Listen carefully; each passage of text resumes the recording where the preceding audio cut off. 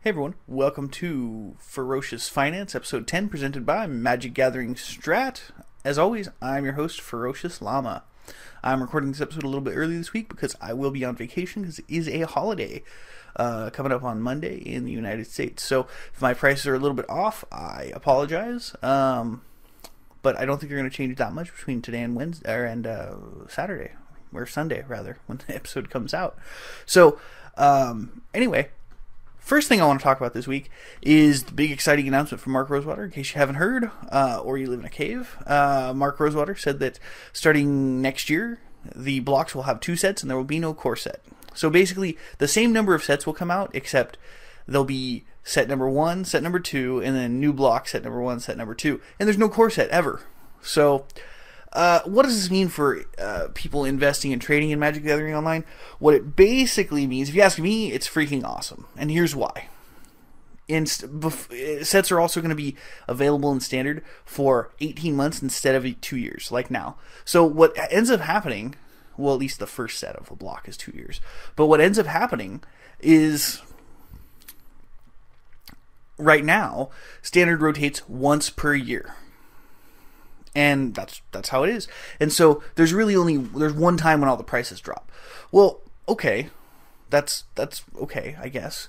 But what happens is Standard, like even right now, like Mono Blue Devotion at the end of the Theros block, it's still a thing, and it's like Standard is stale. That's why they're doing it. It gets stale with the third set. The third set's never that good.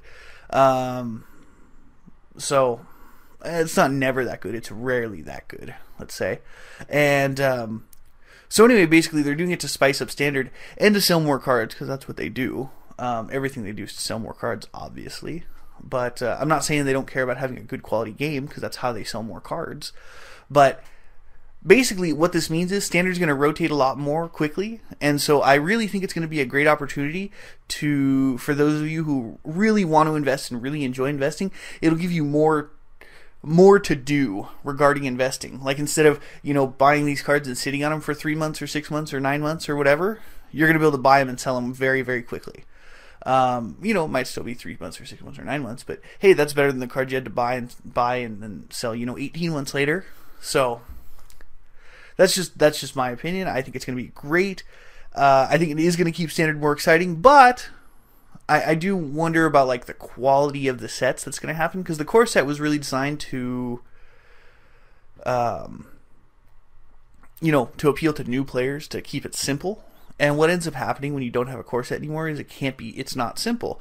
And if they want to keep it simple for those new players, because I'm sure Wizards is never going to say, oh, we don't care about new players, because like I don't know what it is in the in the collectible card game industry, but like in the restaurant and bar business, for example, where I have some experience, that you need approximately 40% of your customers to be new customers who have never been to your establishment before.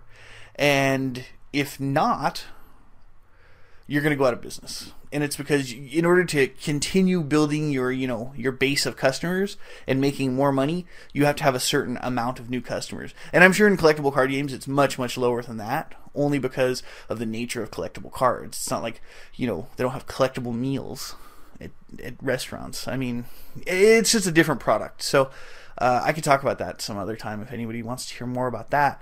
But basically the bottom line is, I think what's going to happen is it's going to make it hard for newer players to start playing. But what they're more than likely going to do, that of course they didn't say because nobody likes it, nobody who plays now likes it at least, is they're going to say, okay, well, let's make the expansions less complex, with less mechanics or simpler mechanics or something like that.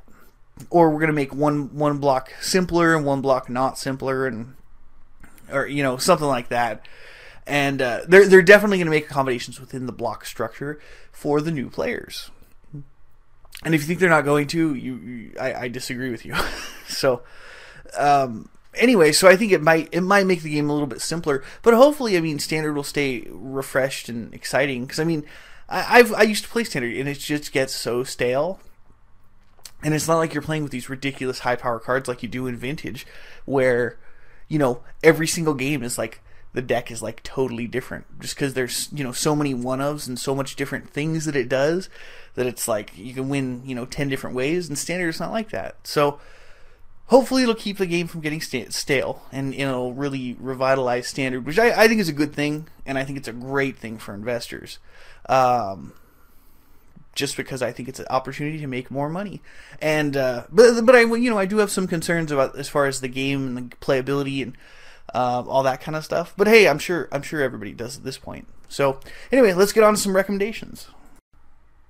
All right, our first buy recommendation for this week is Bazaar of Baghdad. Currently, at the time of the recording, $4.37.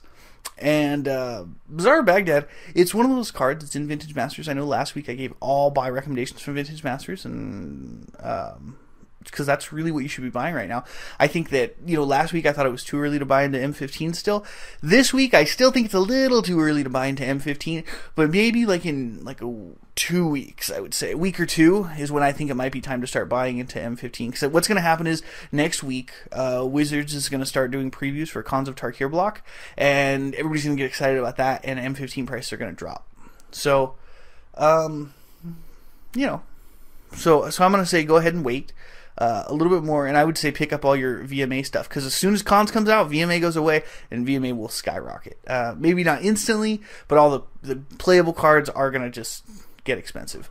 So Bazaar of Baghdad is currently at an all-time low at $4.37. So I'm going to say go ahead and pick up your Bazaars right now. I mean, it's a must-have for of in Dredge, which is a really competitive really competitive deck, and most decks need half their sideboard to beat it. So Bazaar of Baghdad, great card, 100% necessary card in a great deck. So pick yours up for $4.37. They can only go up. I mean, they kind of started off high and they kind of went down, like most of the cards did in VMA. At least most of the big name cards, quote unquote. So pick them up. I think it's a good deal. And then in a few months after VMA goes off sale, they'll be much higher. Go ahead and sell them then. All right. Our next buy recommendation for this week is Dak Faden, currently $6.67.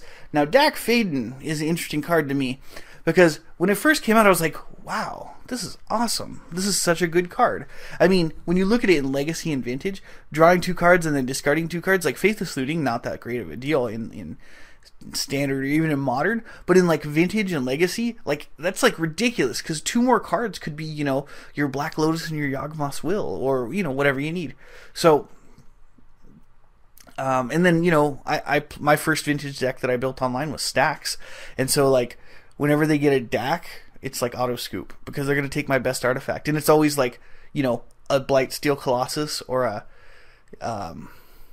Lodestone Golem. So my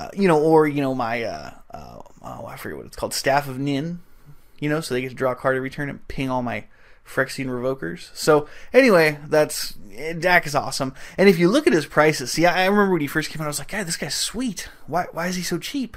And I obviously he's not playable in Modern or Standard or anything like that. He kind of bypassed all that, but he was $3, and I was like, oh, what a good deal. I want some Dax. So I went and picked up Dax, and I noticed a little by little that they were creeping up.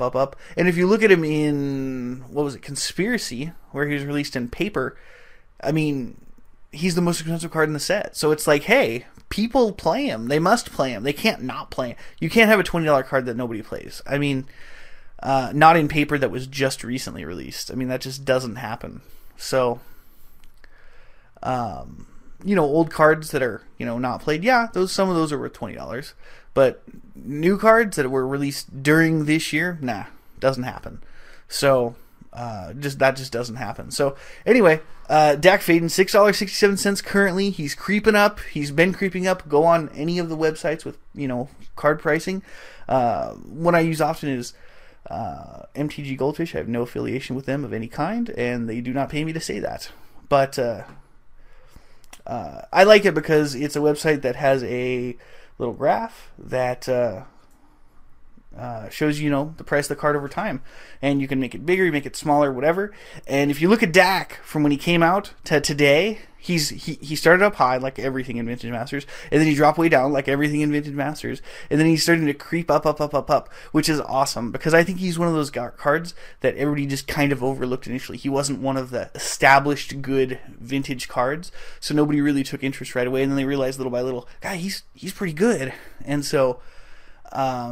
I think he's pretty good. I think he's worth picking up. So $6.67. Pick him up now. I think I think I got mine at the very, very, very lowest point for like $3.80. So go ahead and pick yours up, and make what you can, because I guarantee they're going to go up after. As soon as Vintage Masters goes off sale, they're going to go up because there are people who love Legacy and people who love Vintage. So that's my recommendation. All right, and so I only have 2 buy recommendations for this week. I'm sorry, it's because I'm going on vacation. This is getting recorded much earlier than normal, and I am extremely busy this week. So I apologize for the short, for the lack of a lot of recommendations this week. But I'll be back with more next week, and we're working on some things to improve the show, make the quality a little better for you guys. If you guys have any recommendations that you'd like to hear me talk about, anything you want to hear me talk about, any topics, any specific cards, anything like that, let me know, and I'll talk about them. But our sell recommendation for this week is Abrupt Decay. And it's one of those things that I recommend it, and I talk to people, and I talk to my friends, and I talk to people I work with, and I talk to people about various things. And I'm like, hey, you should sell Abrupt Decay. And they're like, no way, man. It's a good card. It's good in every format. And yeah, you're right. It's good in every format. It is. Can't argue. I have no dispute with that. But look at any good card that's good in all the formats. Like, let's take Snapcaster Mage. When you rotate out of Standard, did he take a hit? Yup. Liliana of the Veil. Did she take a hit when she rotated out of Standard? Yes, she did. And same thing with Grizzlebrand. I mean, those are just 3 examples, all from Innistrad block. But they all took hits when they rotated out of Standard, regardless of their, how good they are in the other formats. They're still going to take a hit. It's a weird thing. I don't know. I know it doesn't make a lot of sense, but there are a lot of factors affecting it. And that's the thing, is there's a lot of factors that we don't really think about. And everybody's like, oh, the card's good in Vintage, it's good in Legacy, it's good in Modern, so it's not going to go down. Well, it's good in Standard too, so it is going to go down. That's kind of, and I'm not just saying that's like the only thing. I'm saying many times there are lots and lots of different factors that make things really, really hard to, really hard to figure out. And that's actually one thing I really enjoy about, the investing in like financial markets, is there's so much data. I really enjoy looking through all the data and saying, well, this is important and this is not. And that's kind of the thing is, I think that's the best part is to be able to say, okay, I think this is relevant and this is not relevant. And that's just fun for me because I like data. It's fun for me. Anyway, Abrupt Decay, that's our only sell recommendation this week. So that's going to do it. All right, so buy Bazaar of Baghdad and Dak Phaeton and sell Abrupt Decay. What other recommendation? That it would go in the speculation station section, but we don't have one this week because there's only one group of cards and I am short on time. So I apologize for being short on time, but it is a holiday weekend and I am recording this much earlier than normal, so I'm really compressing my week into a lot less days than normal. The Zendikar Fetchlands. Now, the Zendikar Fetchlands, those are a sell under speculation station, and here's why.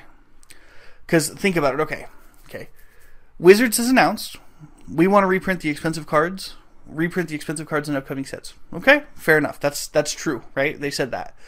And the number one most complained about card for Modern are the Fetchlands. They're just so expensive, and they are. It's true. They're very expensive. I mean, at one point after VMA came out, Misty Rainforest was like $53 online, and it's like, geez, that's so expensive.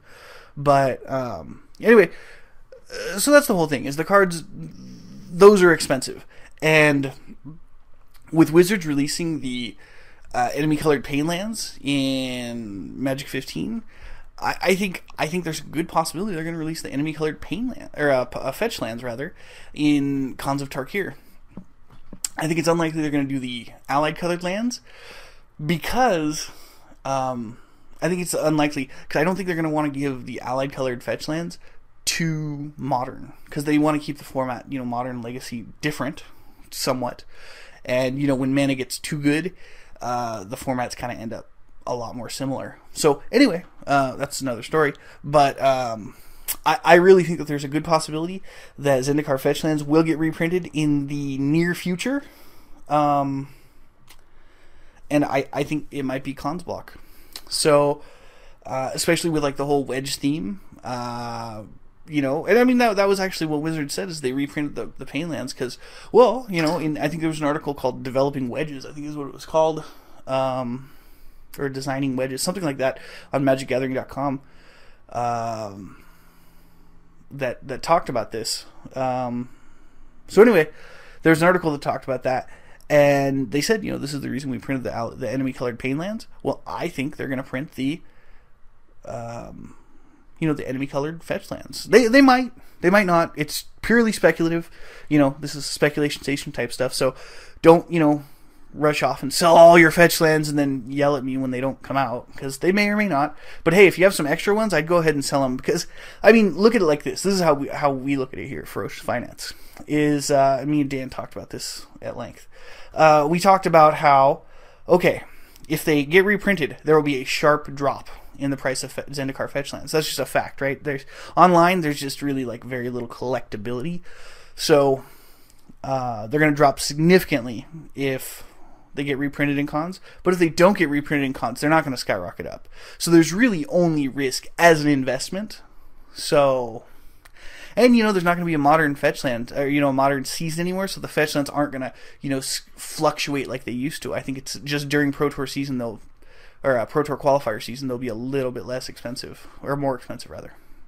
So anyway, as you guys can see, my mind is already on vacation. So that's all I got for this week. Selling Zendikar fetch lands, that's purely speculative. I sold my extras. I kept a playset though, because I like to play with them. But I wouldn't. It's totally speculative. So anyway, thanks for watching Ferocious Finance. I'm your host, Ferociousllama, as always. And Ferocious Finance is presented by MagicGatheringStrat. So thanks for watching, everyone, and have a great Labor Day weekend. And we'll see you next week.